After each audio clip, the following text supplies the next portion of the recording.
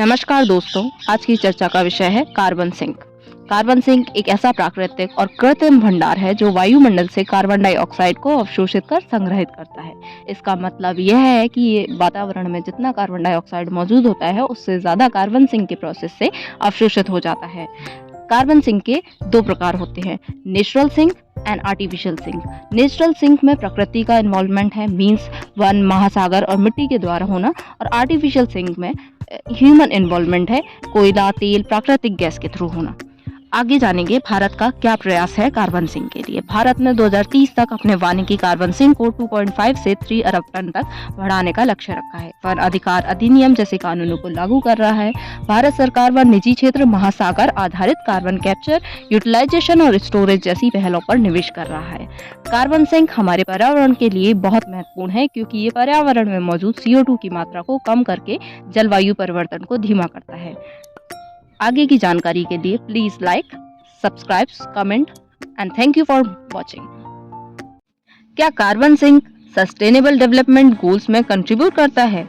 जी हाँ दोस्तों, carbon sink sustainable development goals को कई तरीकों से प्रभावित करता है। सस्टेनेबल डेवलपमेंट गोल 13 जलवायु कार्यवाही और क्लाइमेट एक्शन पे वर्क करना। कार्बन सिंक जैसे कि वन, समुद्री पारिस्थितिकी तंत्र वायुमंडल में कार्बन डाइऑक्साइड को अवशोषित कर जलवायु परिवर्तन को कम करने में मदद करते हैं। यह लक्ष्य इस बात पर जोर देता है कि जलवायु संकट एक वैश्विक चुनौती है जिसके लिए तुरंत और प्रभावी कार्रवाई की आवश्यकता है। SDG 14 समुद्री पारिस्थितिकी तंत्र की रक्षा। समुद्री घास के मैदान और मैनग्रोव जैसे समुद्री आवास तेजी से CO2 को सोखते हैं जिससे महासागरों का अम्लीकरण कम होता है।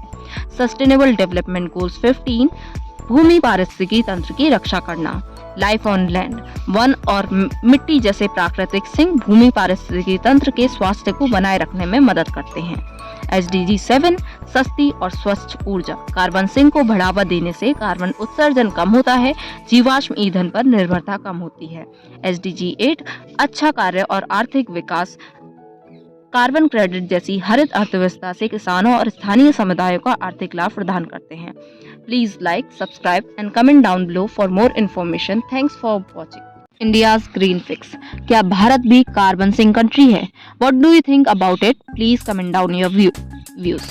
अरुणाचल प्रदेश भारत का सबसे बड़ा कार्बन सिंक है, जबकि सिक्किम एक ऐसा राज्य है जो कार्बन नकारात्मक है, अर्थात जितना कार्बन सिक्किम प्रोड्यूस करता है उससे कई गुना ज्यादा अवशोषित कर लेता है। हिमाचल प्रदेश भारत का पहला कार्बन मुक्त राज्य है और 2026 तक इसे कार्बन ग्रीन स्टेट घोषित कर दिया जाएगा। क्या भारत के कार्बन उत्सर्जन का प्रभाव भूटान पर पड़ता है? इसका प्रभाव भूटान पर सीधा नहीं पड़ता। जैसे भारत के कार्बन उत्सर्जन का प्रभाव भूटान जैसे कार्बन नकारात्मक देश पर ना पड़ने के बहुत सारे कारण हैं। जैसे भूटान गैर औद्योगिक उत्पादित देश है, यह नवीकरण ऊर्जा पर आधारित है और यह भारत को ऊर्जा का निर्यात करता है, जिससे भारत में ऊर्जा उत्पादन सीमित हो जाता है और कार्बन उत्सर्जन कम होता है।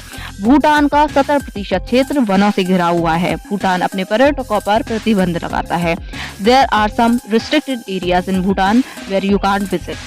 Thank you for watching. Please subscribe, like and comment down below your opinions.